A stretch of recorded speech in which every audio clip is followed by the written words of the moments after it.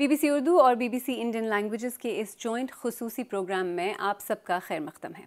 आज हम कॉन्फ्लिक्ट और जंग की सी सूरत हाल में इंफॉर्मेशन और डिसइंफॉर्मेशन और इससे होने वाले असरात के बारे में बात करेंगे।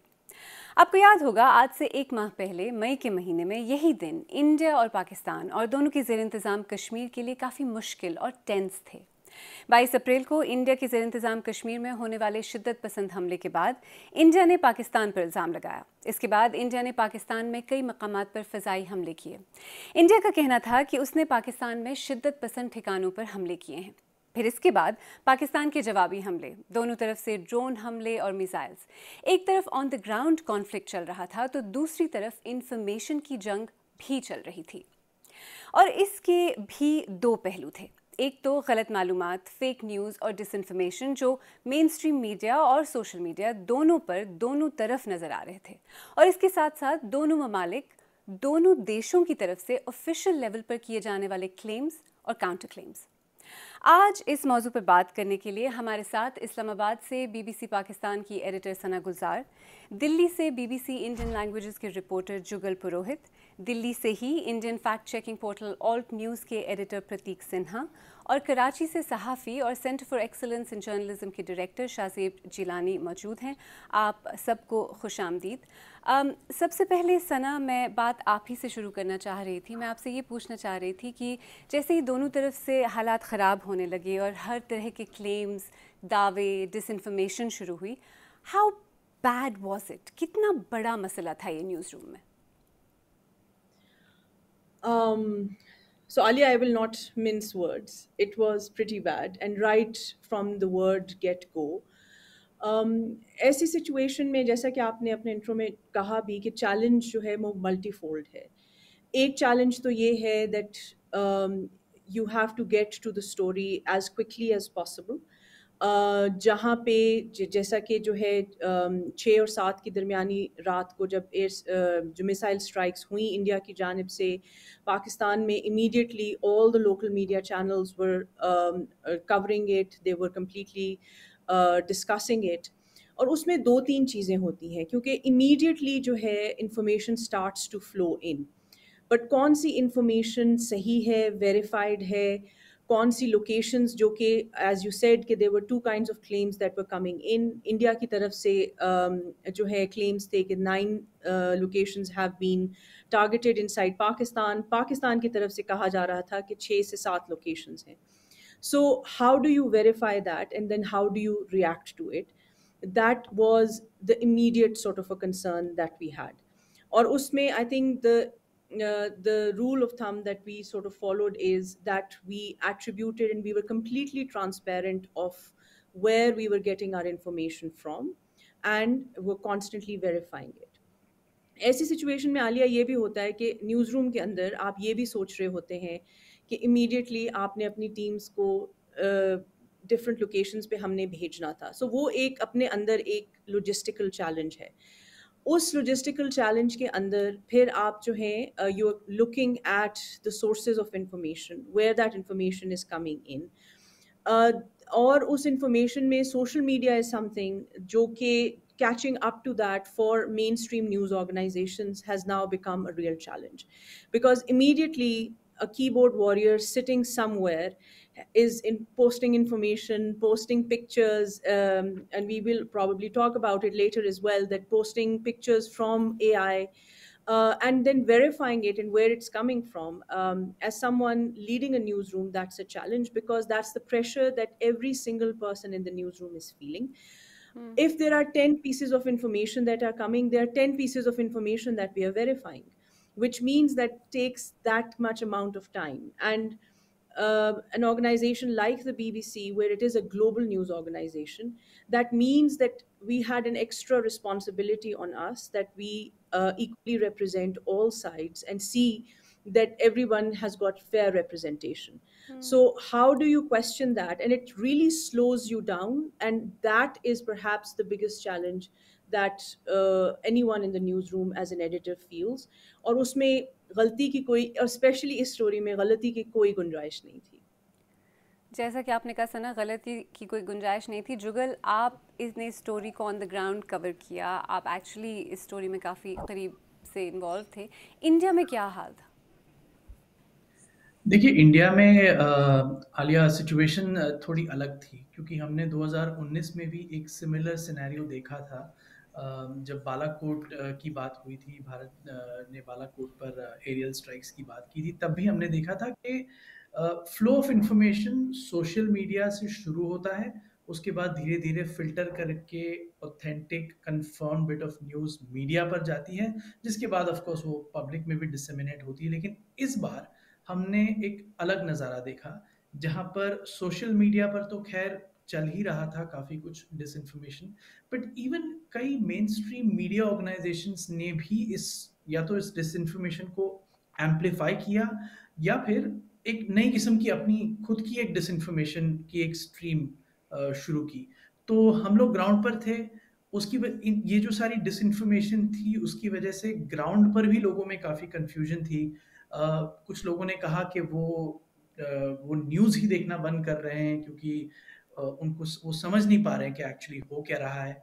कुछ लोग बहुत ट्रायम्फेंट महसूस कर रहे थे, क्योंकि ऐसे क्लेम्स हमने इंडिया में देखे कि कराची तबाह हो चुका है, लाहौर में इंडियन आर्म फोर्सेस घुस गई हैं, कू हो गया है वगैरह वगैरह पाकिस्तान में। तो इससे कई लोग ट्रायम्फेंट भी महसूस कर रहे थे। लेकिन इसमें जो एक सबसे बड़ी कंफ्यूजन मुझे मुझे महसूस हुई as a reporter who is covering the story, was that ये जो डिसइंफॉर्मेशन जो फैलाई गई, या सोशल मीडिया की बात करें या मेन स्ट्रीम मीडिया की बात करें, तो इस डिसइंफॉर्मेशन ने दरअसल अचीव क्या किया? क्या ये एक मिलिट्री की स्ट्रैटेजी के तहत फैलाई गई थी, या फिर ये एक रैंडम प्रोसेस था जिससे किसी का भी फायदा नहीं हुआ, क्योंकि दोनों सरकारों के लिए एक स्टेक्स बहुत ज़्यादा बढ़ गए, इतने बड़े बड़े क्लेम्स आ रहे थे इसकी वजह से। तो मैं दरअसल ये भी समझना चाहने की कोशिश कर रहा हूँ, अब भी कर रहा हूँ, कि ये जो हुआ है वो दरअसल किस किस स्ट्रैटेजी के तहत हुआ है, या फिर ये एक रैंडमनेस का हिस्सा था जो हमने देखा, उसको डील किया, और ऑफ कोर्स जो हम फिल्टर करके चेक करके ऑडियंस तक लेके आ पाए, जैसे सना ने भी कहा, वो हमने रिपोर्ट भी किया ऑफ कोर्स। और जुगल, जो आपने कहा कि इससे फ़ायदा किसका हुआ, इस बारे में हम आगे चल के शायद और भी बात करेंगे। Of course it's important to say here कि दोनों तरफ के जो रियासतें हैं, जो ममालिक हैं, जो देश हैं और जो फ़ौजें हैं, वो इस बात से इनकार करेंगी कि उन्होंने इंजीनियर किया था इसमें से किसी भी चीज़ को। लेकिन प्रतीक, मैं आपसे यहाँ पर ये सवाल पूछना चाह रही थी कि क्या इंडिया में किसी हद तक ज़्यादा असर देखा गया डिसइंफॉर्मेशन का? बाहर से जब आप देखें तो ऐसा लग रहा था कि जो well established main stream media houses थे वो भी इससे बच नहीं पा रहे थे। हो क्या रहा था? नहीं, इंडिया, एक तो मैं जुगल से थोड़ा डिफरेंट कहूँगा कि बालाकोट जब हुआ था तभी भी we saw the same trend that there was a huge amount of misinformation that was put out both on Indian social media and Indian mainstream media, and that not only continued this time but they took it to another level. तो इस बार जो हो रहा था कि ये social media और जो मेन स्ट्रीम एंगर्स इन एक ही आवाज में बात कर रहे थे कि एक बोल रहा है Karachi has been Karachi port has been attacked, तो दूसरा भी वही बोल रहा है Karachi port has been attacked. तो एक बिल्कुल अलग तरह से डिसइंफॉर्मेशन एम्पलीफाई हुआ था। और मेरी जब तक समझ है इंडियन मेन स्ट्रीम मीडिया की कि ये Indian mainstream media at this point of time काफी कंट्रोल्ड, गवर्नमेंट कंट्रोल्ड इंफॉर्मेशन देती है, यानी ये ऐसे ही कोई एक्सीडेंटली इंफॉर्मेशन नहीं बाहर चली जाती, स्पेशली ऐसे बड़े इश्यूज पे। तो आई स्ट्रांगली सस्पेक्ट कि ये सब इंफॉर्मेशन फीड भी की गई थी कि ये सब बोला जाए। सो या that is what I think. I am sure कि अगर हम इंडियन गवर्नमेंट का यहाँ पे रिप्रेजेंटेटिव होता तो इस बात को डिनाई करता कि वो मीडिया को वहाँ कंट्रोल करते हैं। शाहजेब, पाकिस्तान में जो मेन स्ट्रीम मीडिया था उसका इन दिनों में क्या हाल था? जैसे सना ने कहा और हमारे इंडिया के कोलीग्स ने कहा, जब भी कॉन्फ्लिक्ट होता है तो हमने देखा है कि प्रोपेगेंडा और डिसइंफॉर्मेशन कई गुना बढ़ जाता है। इस दफ़ा भी हमने यही देखा। और एक चीज़ मुझे थोड़ी डिफरेंट लगी इस दफ़ा, और वो ये थी कि जो मेन स्ट्रीम मीडिया है वो शुरू के जो दिन थे जब पहलगाम का वाक़या हुआ, उसके बाद मेन स्ट्रीम मीडिया ने निस्बतन, मैं कहूँगा हर चीज़ रिलेटिव होती है, रिस्ट्रेंट शो किया। और हमारे पाकिस्तान की तरफ से ये था कि जी कि हम दहशतगर्दी की, आतंकवाद की हम निंदा करते हैं, कंडेमनेशन करते हैं, एविडेंस पेश करें। हाँ, यहाँ से जो गवर्नमेंट ने कहना शुरू किया कि फॉल्स फ्लैग ऑपरेशन है, उसको यहाँ के मेन स्ट्रीम मीडिया ने काफ़ी चलाया। और फिर जब ये एयर स्ट्राइक्स शुरू हुई, तब फिर हमने देखा कि यहाँ का मीडिया भी जो है वो अंडर प्रेशर आया कि जी आपने भी देशभक्ति की भावनाओं के तहत अपना जर्नलिज्म करना है। और हमने देखा कि जो कुछ ऐसी खबरें थीं जो ब्लेटेंटली झूठी थीं या फॉल्स थीं या फेक थीं, उन्हें प्लांट किया गया मेन स्ट्रीम मीडिया में। और यहाँ पे जो जर्नलिस्ट हैं, जो प्रोफेशनल लोग हैं, वो सर पकड़ के बैठे हुए थे कि यार हम टीवी पे ये क्या चला रहे हैं, और हम सारा दिन इंडियन मीडिया को क्रिटिसाइज करते हैं, उन पे हंसते हैं। यहाँ पे तो मैं आपको बताऊँ, पाकिस्तानी नेशन ने पहले जो दिन थे इसके कॉन्फ्लिक्ट थे पहलगाम के बाद, उसमें इतनी सारी मीम्स बनाई, और वो ज़्यादातर अपना मजाक हम खुद उड़ा रहे थे और वो कर रहे थे। लेकिन जब एयर स्ट्राइक्स का मरहला आ गया तो हमारे काफ़ी सारे जो प्रोफेशनल एडिटर्स हैं वो कह रहे थे कि हम सारा दिन इंडियन मीडिया को क्रिटिसाइज़ करते हैं, उनको फैक्ट चेक करते हैं, उनका जो पूरा एक हाइपर नेशनलिज्म है, और अब हमें भी उस पर मजबूर किया जा रहा है। तो कहीं कहीं पे हमने देखा कि वो था। और जिस तरह अभी कहा हमारे दिल्ली से कॉलीग्स ने कि यहाँ पे जो मेन जो डिसइंफो था वो सोशल मीडिया पे था, और कहीं कहीं पे वो फिर हमें नज़र आ रहा था कि टीवी चैनल्स पे भी रिफ्लेक्ट कर रहा है। लेकिन मैं कहूँगा कि अगर आप मुझसे व्यू लें कि पाकिस्तान और भारत एक तो जंगी महाज पे लड़ रहे थे और डिसइंफॉर्मेशन के महाज पे भी लड़ रहे थे, और मुझे लगता है कि इस दफ़ा भारत वो जीत गया। और वहाँ से जितनी हुई डिसइंफॉर्मेशन, मेरा नहीं ख्याल कि पाकिस्तान उसको पहुँच सकता है। हालांकि हमारे यहाँ कोशिश बहुत की कुछ लोगों ने, लेकिन मुझे लगा कि उसका स्केल काफ़ी डिफरेंट था। अच्छा सना, अब जब ये सब कुछ हो रहा था, आप न्यूज़ रूम में थी, इस डिसइंफॉर्मेशन के साथ डील करने के लिए, इस सारे शोर में, to cut through the noise, आपका प्लान ऑफ एक्शन एक्चुअली था क्या? So Alia, I think the plan of action was fairly simple, और वो था journalism 101। और journalism 101 ये कहता है कि आप you get your correspondence, you get your feet on the ground, and you try to see कि जहाँ से जो claims आ रहे हैं, क्या हम उसको corroborate और verify कर सकते हैं। Sometimes you are able to do that, आपके अपने staff होते हैं, आपके अपने लोग होते हैं, आपके अपने correspondents होते हैं, but then you obviously, news organizations have a lot of sources that they rely on. So that was the primary sort of objective, to get the sort of primary sources there so that we can corroborate the information. However, जैसा कि सबने ये कहा इस वक्त कि सिर्फ जो सोर्सेज ऑफ इंफॉर्मेशन थे वो ऑन ग्राउंड नहीं थे। Sources of information social media पे थे, sources of information main stream media पे थे। So how do you corroborate that? And अब जितनी तेज़ी से artificial intelligence or all of these digital tools are available to spread disinformation, utni hi tezi se those similar tools are available to us to actually verify that information. और कुछ situations में तो it was जैसे शाहजेब ने कहा कि memes बन रहे थे and all of that, so that kind of creates a certain kind of a digital awareness कि आप basic जो है verification करें। For example, a lot of the images that were being circulated on social media, जब उनको थोड़ा सा हमने probe किया, थोड़ा सा हमने देखा, तो पता ये चला कि they were images from video games. And they were being used as either evidence used by Indian social media or Pakistani social media to prove कि यहाँ पे strike हो गई, वहाँ पे attack हो गया, इतनी तबाही आ गई। जब थोड़ा सा प्रोब किया तो पता चला कि वो या AI generated images थे या video games के generated images थे।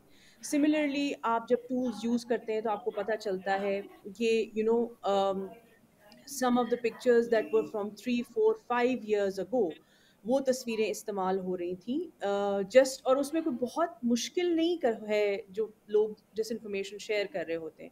एक तस्वीर लगानी और उसके ऊपर लिखना है कि so and so area in India and Pakistan has been completely decimated, उसको तबाह कर दिया गया मुकम्मल तौर पे, और लोग उसको फॉरवर्ड करते हैं और before you even know it everybody is talking about it. और हमारे जैसे जो सहाफ़ी हैं उनको घंटों लग जाते हैं उसको वेरीफाई करने में और फिर लोगों को ये यकीन दिलाने में कि हमें कैसे मालूम है कि जो ये इन्फॉर्मेशन आप तक पहुंची है ये गलत है।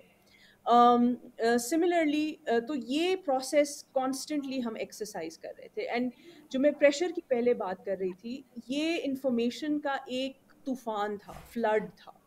और every other minute, every other second, someone was coming up and saying, अब ये कह रहे हैं, अब वो हो रहा है. You know, my colleagues from India were calling me. And you know, somebody said to me that Islamabad has been taken over. And I was sitting in Islamabad and I looked out of the window and I was like, okay.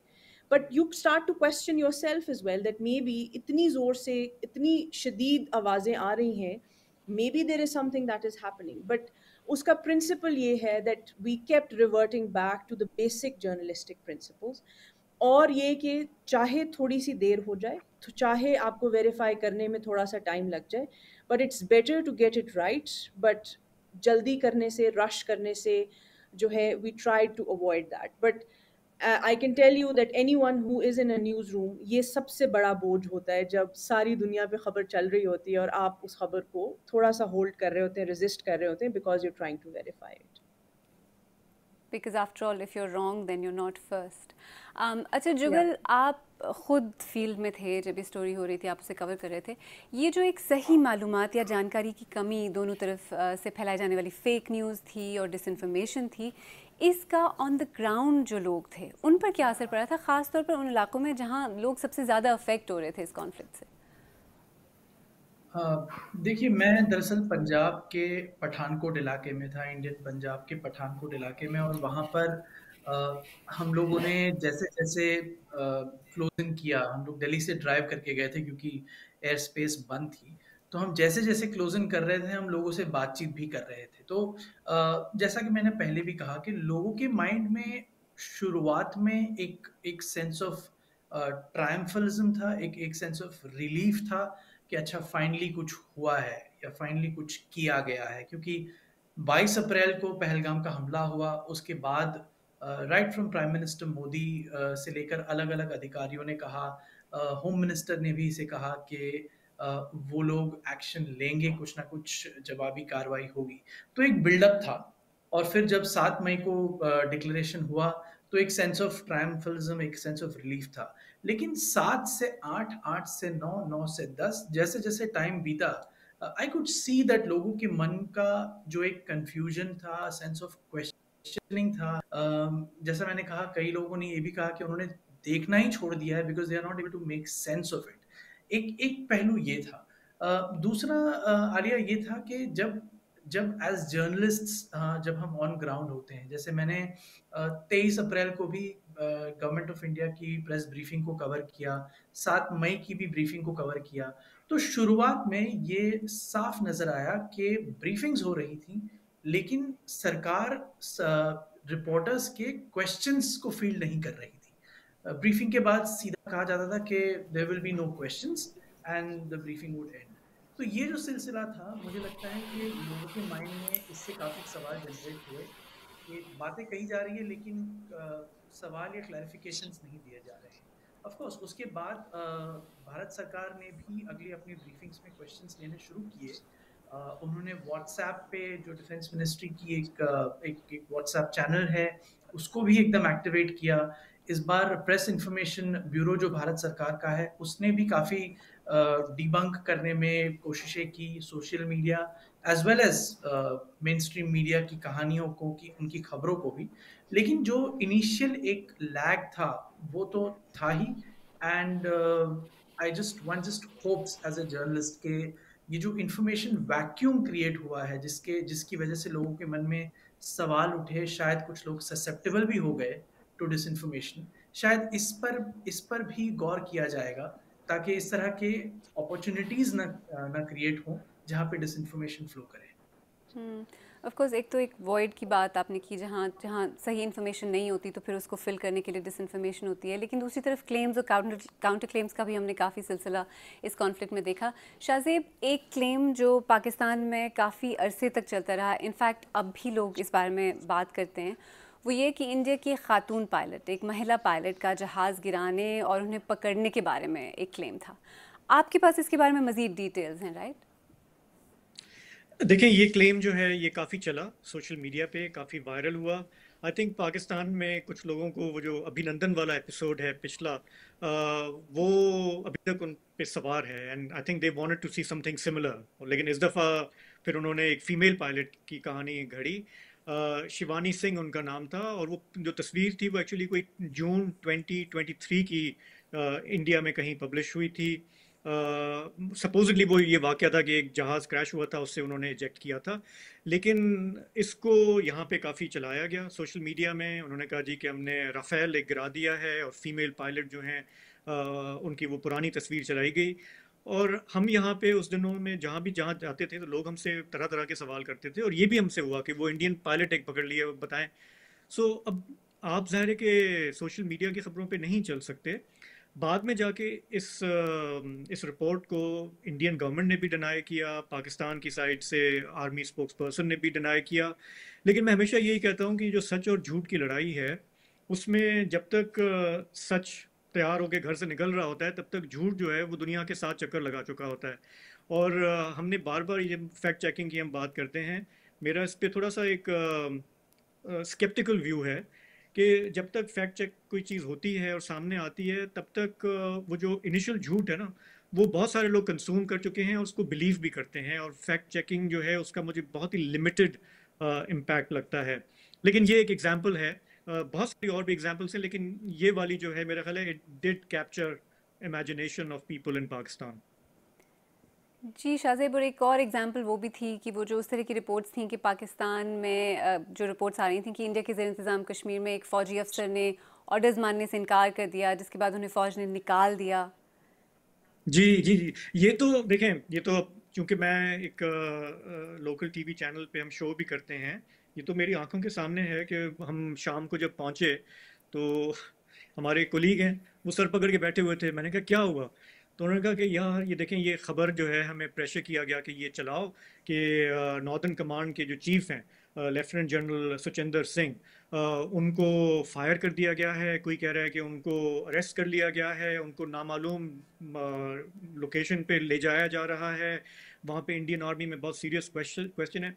अच्छा, मैंने कहा कि ये तो मैंने उसी वक्त मैंने उसको क्विकली चेक किया तो पता चला कि वो तो रिटायर कर रहे थे आफ्टर 40 इयर्स ऑफ सर्विस, 30 अप्रैल को रिटायर कर रहे थे। उनकी जगह पे नए लेफ्टिनेंट जनरल शर्मा जो हैं वो टेक ओवर करने जा रहे थे। तो मैंने कहा ये तो मतलब बहुत ही कॉमन सेंस ही एक चीज़ है। फिर तो उन्होंने कहा कि बट क्या करें, प्रेशर था कि ये चलाना है और इसलिए हमें चलाना पड़ा। और पूरी एक वो स्टोरी थी ना जो बाकायदा फीड की गई कि इंडियन आर्मी में बहुत सारे लोग जो हैं उनका मोरल डाउन है, और इन्होंने लेफ्टिनेंट जनरल सिंह ने इनकार कर दिया था कि मैं पाकिस्तानी कश्मीर पे हमला नहीं करूँगा। और he raise questions about intelligence failure, security failure in Pahalgam. So अच्छा, मेरा सवाल यही होता है कि जी इससे हासिल क्या हुआ? वो 2-4 घंटे वो खबर आपने चलाई चैनलों पे, बट सुबह तक सबको पता चल गया कि जी ऐसा था ही नहीं। सो मुझे ये बहुत, सॉरी टू से, थोड़ा सा इडियोटिक लगता है on the part of governments कि जब वो फोर्स करते हैं प्रोफेशनल इदारों को कि आपने ये चलाना है, and sometimes they have no option. I think दोनों sides across the border, sometimes they have to run with the stories they are being fed. लेकिन उसका कोई ख़ास फ़र्क नहीं पड़ता, मतलब चैटर चलती है 2-4 घंटे, फिर इवेंचुअली इट डाइज डाउन। तो हमने इस स्टोरी को अपने शो पे हमने फैक्ट चेक किया उस दिन, and some people were saying कि ना करें तो ज़्यादा बेहतर है, जाने दें। ऑफ कोर्स दोनों तरफ की हुकूमतें इस बात से इनकार करेंगी कि वो प्रेशर करती हैं मीडिया हाउसेस को किसी भी तरह की स्टोरी चलाने के लिए शाहजेब। लेकिन इसके अलावा ग्रॉक का भी हमने एक फिनोमेना देखा है, जो एक्स का एक AI असिस्टेंट है, लोग उससे भी फैक्ट चेकिंग करवाते रहे। और इंटरेस्टिंग बात ये भी थी कि पाकिस्तान में इस कॉन्फ्लिक्ट से पहले एक्स बैन था, तो ग्रॉक तक रसाई शायद जंग की वजह से ही खुली पाकिस्तान में। ये आपने बहुत अच्छी निशानदेही की। हमारे यहाँ कोई 1 साल से ऊपर हो गया था और एक्स यानी कि जो एक्स ट्विटर है वो बंद था, लेकिन इस कॉन्फ्लिक्ट के दौरान गवर्नमेंट ने उसे खोल दिया। कोई एक्सप्लेनेशन नहीं दी कि बंद क्यों किया था और खोला क्यों है, बट आई थिंक गवर्नमेंट ने रियलाइज़ किया कि पाकिस्तानी जो हैं, आम जो शहरी जो हैं, वो बहुत क्रिएटिव हो रहे हैं विद दिस होल कॉन्फ्लिक्ट और अपना अपना जवाब दे रहे हैं, तो इसको आप खोल दें। और ग्रॉक का आपने बात की, देखिए इस कॉन्फ्लिक्ट में मेरे लिए एक चीज़ जो सामने निकल के आई वो ये कि ये जो हम फैक्ट चेकिंग टूल्स हैं हमारे सोशल मीडिया के, एक्स का ग्रॉक है, इसी तरह ओपन AI का चैट GPT है, गूगल का जेमिनाई है, हमें ये पता लगा कि इनकी जो फैक्ट चेकिंग की कैपेसिटी है वो लिमिटेड है। और बहुत सारे इंस्टेंसेस में ग्रॉक ने मिस इन्फॉर्म किया, फॉल्सहुड्स को कहा कि हाँ ये ठीक है। मिसाल के तौर पे उनसे पूछा गया कि जी बताएं कि ये नूर खान एयर बेस पे हमने सुना है कि हमला हो गया है, तो ग्रॉक ने कहा कि हाँ, और उन्होंने सूडान के खर्तूम एयरपोर्ट पे कोई हमला हुआ था, उसके हवाले से उन्होंने कहा हाँ जी ये बिल्कुल ठीक है, हालांकि ये ठीक नहीं था। इसी तरह से पाकिस्तानियों ने उनसे जो रिटेलिएट किया था इंडिया में, उसमें जो तस्वीरें चल रही थी वो बिल्कुल कोई अनरिलेटेड फुटेज, कहीं की नेपाल के किसी बिल्डिंग की कोई फायर की पिक्चर थी, और किसी ने पूछा कि जी बताएं ये पाकिस्तान की रिटेलिएशन है इंडिया में, तो ग्रॉक ने कहा हाँ ये बिल्कुल ऐसे ही है। तो हमें ये लगा कि ये जो एआई बॉट्स हैं या जो एआई असिस्टेंट हैं इनके, ये प्रॉब्लमैटिक हैं, इन पे हम इंटायरली रिलाई नहीं कर सकते, और इनकी बायस है, और डिपेंडिंग ऑन कि ये प्लेटफॉर्म किसका है, मतलब एक्स जो है वो इलॉन मस्क का है, उनकी अपनी बायसेस हैं, उनकी अपनी पॉलिटिक्स है। तो ना सिर्फ ये इंडिया पाकिस्तान कॉन्फ्लिक्ट में, बट दीगर भी कई जगहों पे पता चला कि Grok is not entirely reliable, और हम आर्टिफिशियल इंटेलिजेंस पे हम रिलाई करते हैं, इंक्रीजिंगली यूजर्स करते हैं, लेकिन वो भी कहीं कहीं आपको मिस इन्फॉर्म करता है। तो मेरे हिसाब से इस कॉन्फ्लिक्ट में हमें ये चीज़ जो है ना, जो लोग डिजिटल स्पेस में हैं, फैक्ट चेकिंग में हैं, उनके लिए ये उभर के सामने आई, और इस पे अभी ज़्यादा डिबेट हो रही है वर्ल्ड वाइड जर्नलिज्म स्कूल्स में भी कि इसका क्या तोड़ है, how do we deal with this.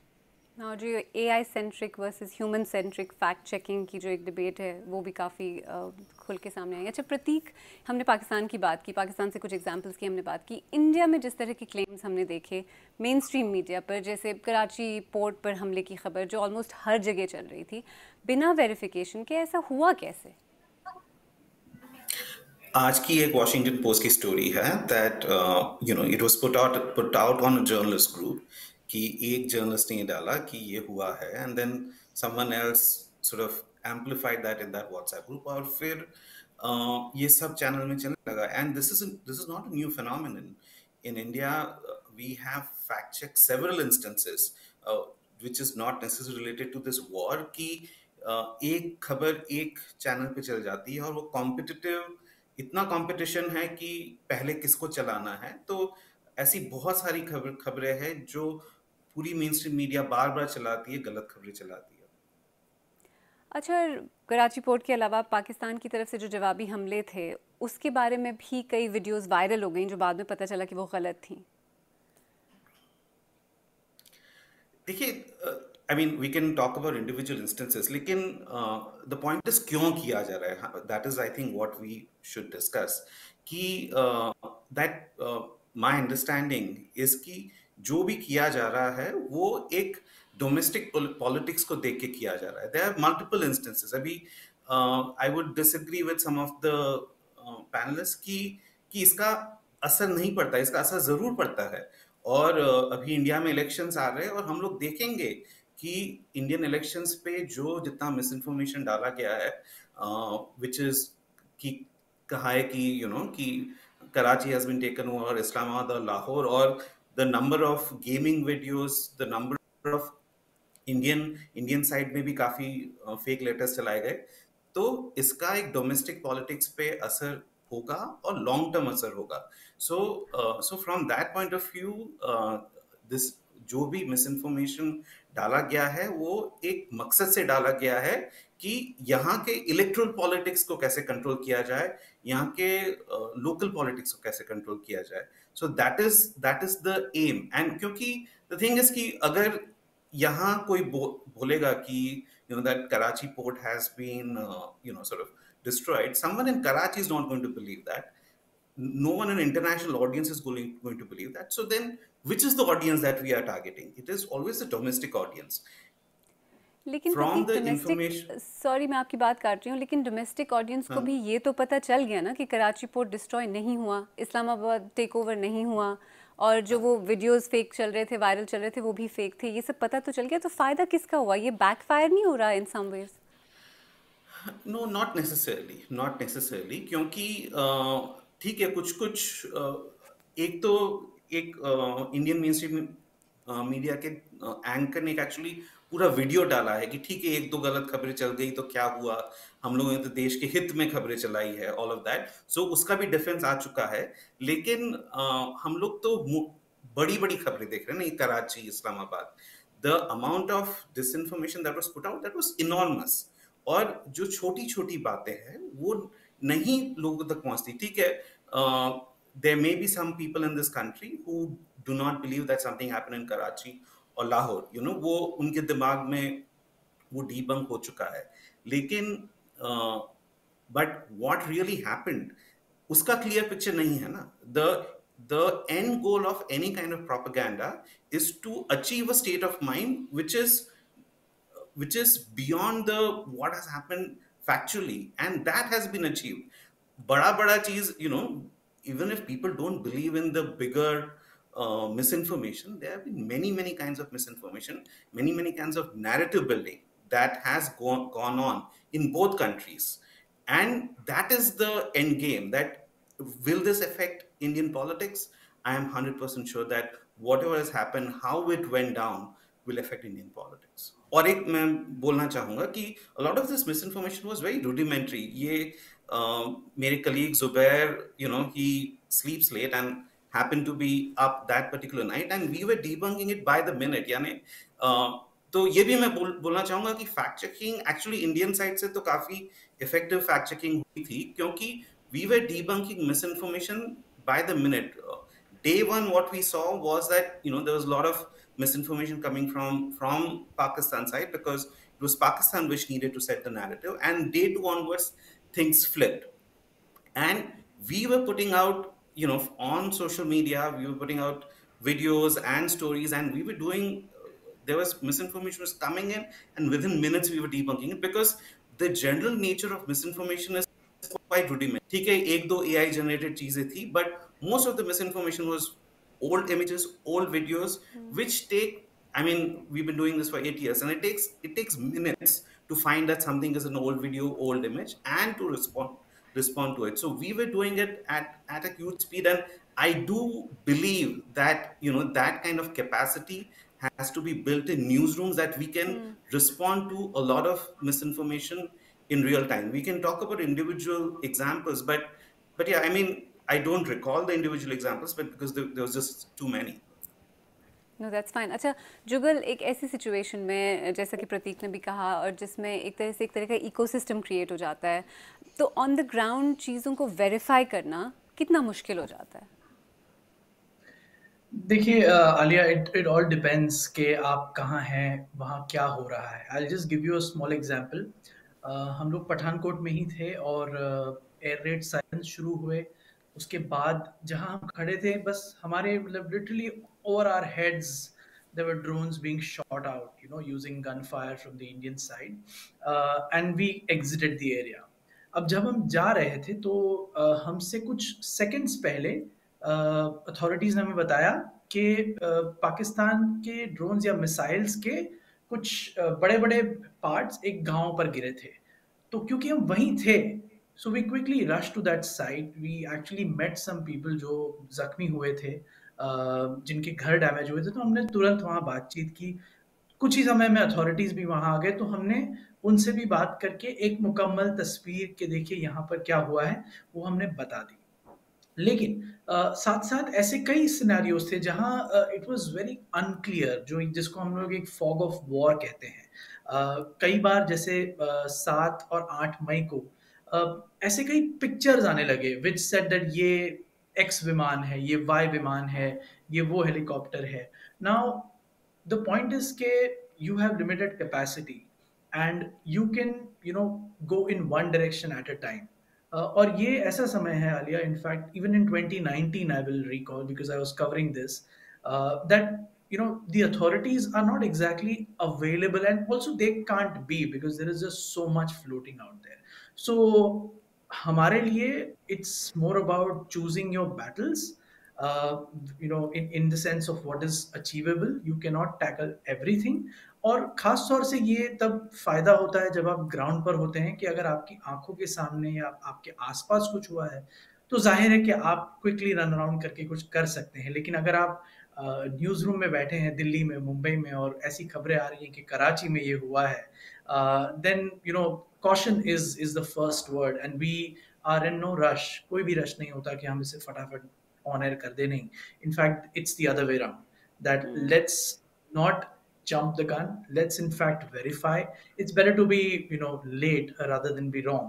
तो हम इसी प्रिंसिपल को यूज करके काम कर रहे थे and on ground as I said, it was much easier to move around and get details.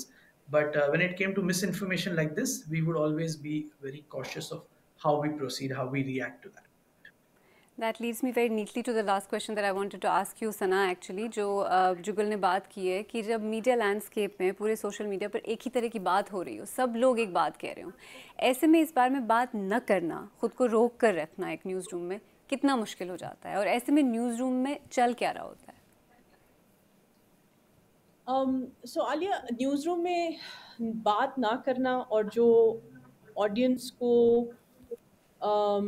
जितनी बात हम कहते हैं या पहुंचाते हैं वो अपनी जगह है, लेकिन जो भी सोर्सेज ऑफ इंफॉर्मेशन से जो भी इंफॉर्मेशन आ रही होती है उसको हम परखते ज़रूर हैं, उसको हम वेरीफाई ज़रूर करते हैं, उसके पीछे जाने की कोशिश ज़रूर करते हैं.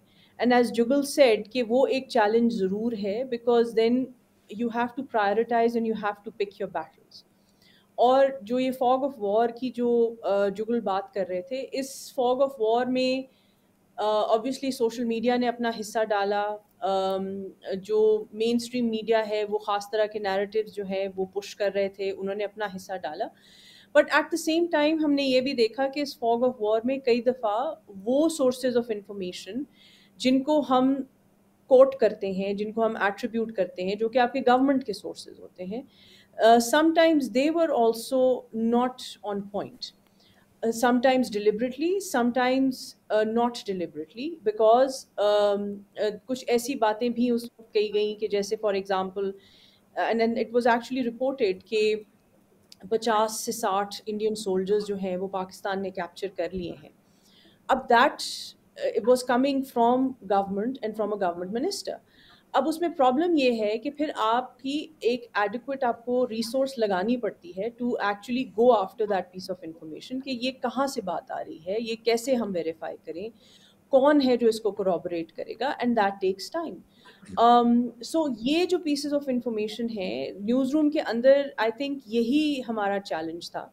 And to a certain extent I would agree with Jugal कि जो लोग फील्ड में डिप्लॉयड होते हैं उनके लिए it's right there, it's front in front of them, उनको नज़र आ रहा है, वो लोगों से बात कर रहे हैं, the impact is very very clear. But when you are in a newsroom, so आपको बहुत मल्टीपल सोर्सेज को जो है वेरीफाई करना पड़ता है.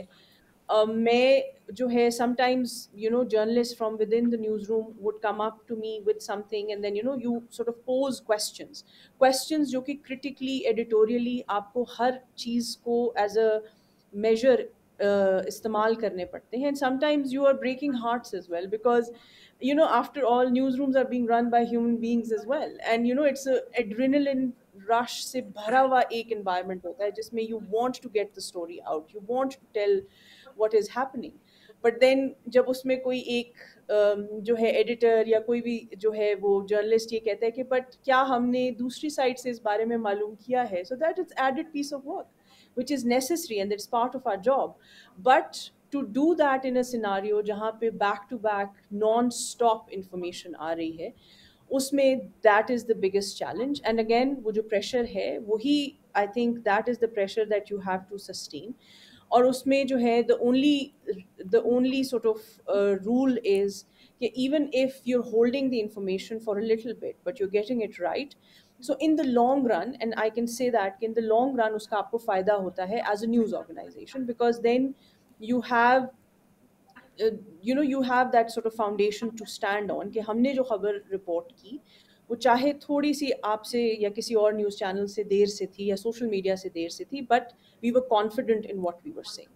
So I think that is the payoff that you get out of it. On that note, Islamabad से सना गुलजार, कराची से शाज़ेब जिलानी, दिल्ली से प्रतीक सिन्हा और जुगल पुरोहित, आप सबका बहुत बहुत शुक्रिया. आज का ये प्रोग्राम BBC उर्दू और BBC इंडियन लैंग्वेजेस का एक जॉइंट प्रोग्राम था. डिसइंफॉर्मेशन और फेक न्यूज़ के इस दौर में सही ख़बरें, आपको पता है सही ख़बरें और तस्दीक शुदा फैक्ट चेक्ड वेरीफाइड ख़बरों के लिए आपको, एनालिसिस के लिए आपको क्या करना है आपको पता है. BBC उर्दू और BBC इंडियन लैंग्वेजेस के पेजेस और हमारे सोशल मीडिया प्लेटफॉर्म्स आपके लिए हाजिर हैं. फ़िलहाल इतना ही. अपना ख्याल रखें.